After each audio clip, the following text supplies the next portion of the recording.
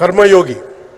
ఏ ఫలితాలు ఆశించకుండా దేశ సేవే పరమావధిగా ఆయన ఆలోచిస్తూ ఎలాంటి లాభాపేక్ష లేకుండా కేవలం ధర్మాన్ని పట్టుకొని డ్యూటీని కర్మని ఏమాత్రం ఆశించకుండా చేస్తున్న అలాంటి వ్యక్తి మనం ఈ సమయంలో ఇలాంటి ఈ తరానికి వారు దిశానిర్దేశం చేసే విధంగా ప్రధానమంత్రి స్థాయిలో ఉండటం మనందరం చేసుకున్న అదృష్టం. One who performs duty with truth, righteousness and discipline without attachment to results and dedicates action to the protection of those of the motherland attains eternal glory. The statement perfectly describes Honorable Prime Minister Shri Narendra Modi ji.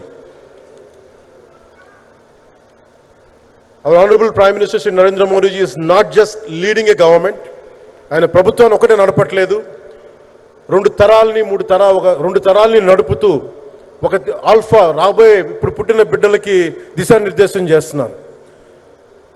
అలాంటి మన ఆత్మనిర్భర్ భారత్ ఎవరి మీద ఆధారపడకుండా దేశం తలెత్తి చూసేలాగా మేము సేవకులం కాదు, మేము భాగస్వామ్యం వహిస్తాం. మేము దేశానికి ప్రపంచానికి దిశానిర్దేశం చేస్తాం.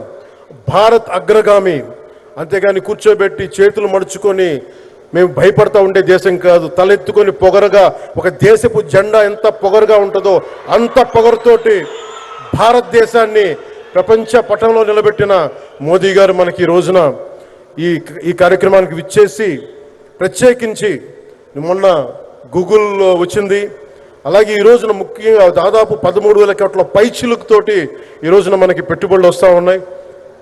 దాంట్లో ప్రత్యేకించి ఉరవకల్లో 4,000 కోట్ల రూపాయలు పెట్టుబడి మనకి. ప్రత్యేకించి ఈ రోజున మనకి జిఎస్టీ పన్నులు ఎప్పుడు పెరగడమే తప్ప ఇప్పుడు తగ్గవు.